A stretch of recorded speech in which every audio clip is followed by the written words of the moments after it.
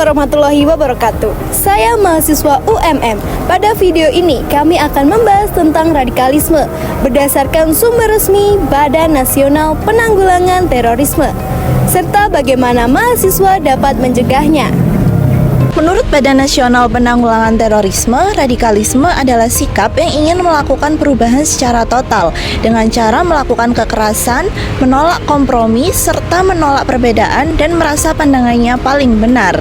Badan Nasional Penanggulangan dan juga Terorisme juga menegaskan bahwa radikalisme sering dimulai dari pola pikir yang ekstrim dan eksklusif, yang kemudian dapat berkembang menjadi tindakan kekerasan. Badan Nasional Penanggulangan Terorisme menjelaskan bahwa radikalisme keagamaan muncul ketika ajaran agama dipahami secara sempit dan dipakai untuk membenarkan tindakan kekerasan atau sikap intoleran. Perkenalkan, nama saya Riza Tustiana, saya dari Ilmu Komunikasi. Saya bersama Ibu Tuti. Bismillahirrahmanirrahim. Assalamualaikum warahmatullahi wabarakatuh. Sama saya Ibu Dr. Tuti Sulistiawati, MSI. Saya di Komunikasi mengajar sosioantropologi. Menurut Ibu, apa yang dimaksud dengan radikalisme dan bagaimana ciri-cirinya mungkin di kalangan mahasiswa? Oke, baik.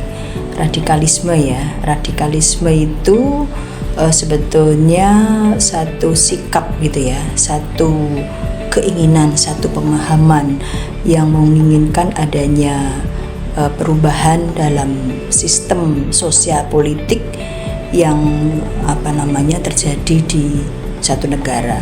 Kalau itu terjadi di Indonesia, ya berarti ada kelompok yang ingin merubah, kelompok yang ingin mengganti sistem sosial politik yang ada di negara kita dengan sistem sosial politik yang diinginkan oleh pelaku radikalisme itu tadi, intinya seperti itu.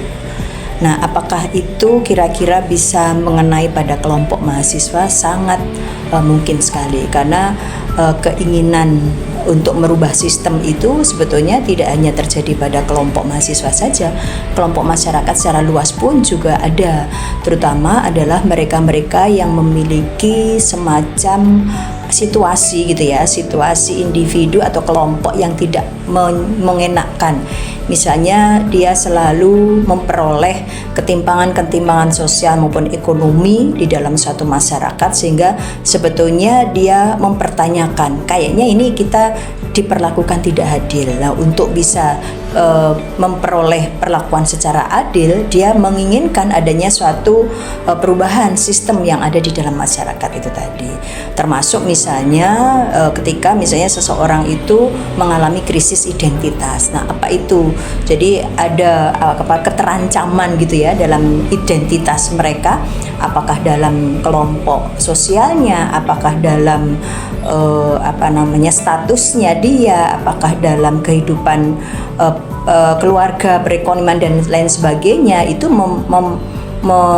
mempengaruhi dia berpikir untuk bagaimana kira-kira sistem yang sudah ada selama ini di dalam masyarakat, di dalam negara itu dirubah secara mendasar sampai ke akar-akarnya, dan kalau bisa menggunakan cara yang cepat dan radikal gitu ya, sehingga biasanya radikalisme itu berhadapan atau berdekatan dengan kekerasan, kemudian anarkis dan lain sebagainya itu tadi. Oke, baik. Yang kedua, bagaimana peran kampus dan dosen dalam mencegah penyebaran radikalisme di lingkungan akademik? Oke, baik.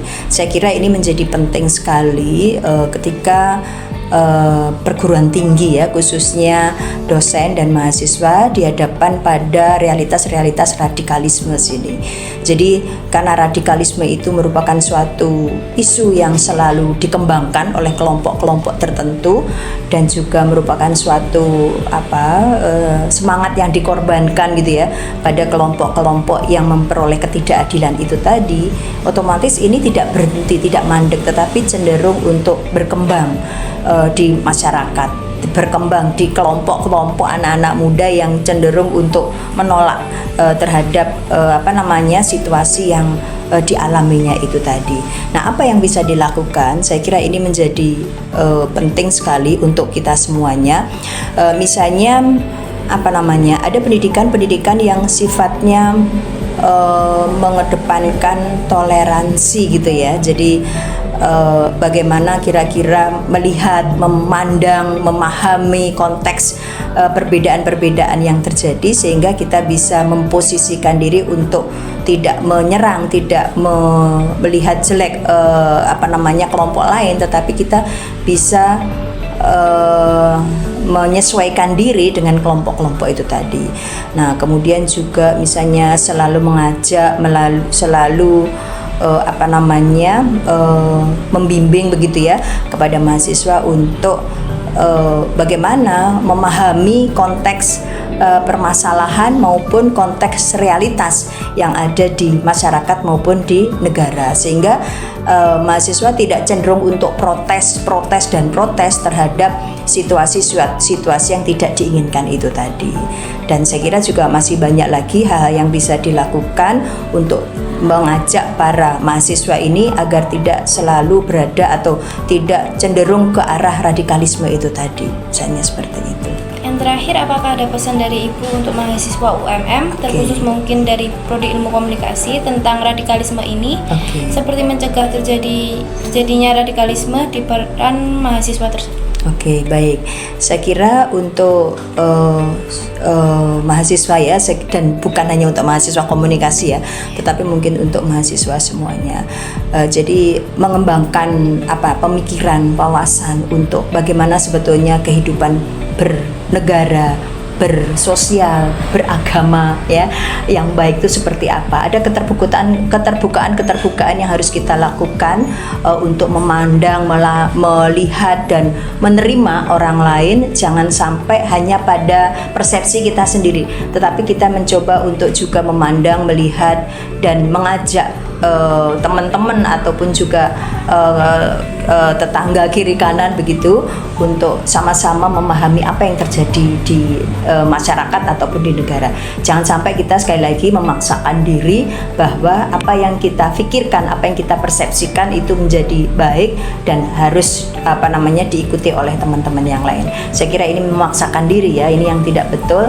Dan sekali lagi mungkin ya keterbukaan itu tadi, toleransi itu tadi, terus kemudian saling memahami, menerima dan seterusnya itu tadi, itu menjadi hal yang penting untuk kita pahami secara bersama.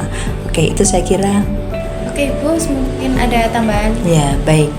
Ini yang penting paling ya. Jadi kelompok mahasiswa itu kan kelompok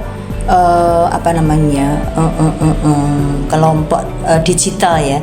Jadi sebagai warga aktif digital.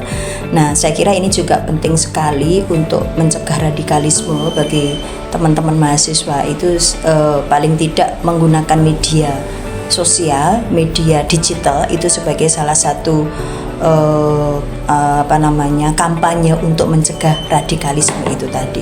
Jadi dengan melalui media itu sebetulnya radikalisme juga akan menjadi lebih cepat berkembang, tetapi melalui digital literasi digital juga itu media juga radikalisme juga akan berkurang begitu, dengan memahamkan kepada teman-teman yang berada di dalam konteks media itu tadi untuk paham tentang apa sebetulnya penyebab radikalisme itu dan apa bahayanya radikalisme itu kalau diperkuat atau dikembangkan di dalam lingkungan kelompok anak muda, itu apa bahayanya bagi negara, misalnya seperti itu.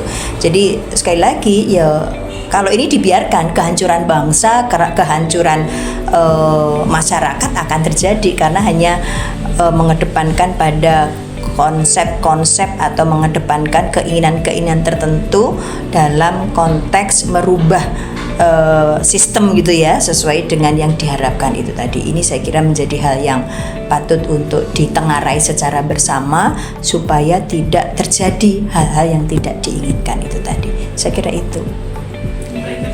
Secara umum, Badan Nasional Penanggulangan Terorisme mengaitkan radikalisme dengan beberapa faktor, seperti lingkungan, media sosial, dan ketidakpuasan sosial, dan paparan ide yang ekstrim. Dampak radikalisme menurut Badan Nasional Penanggulangan Terorisme meliputi intoleransi, perpecahan masyarakat, munculnya kebencian, hingga tindakan kekerasan yang mengancam keamanan.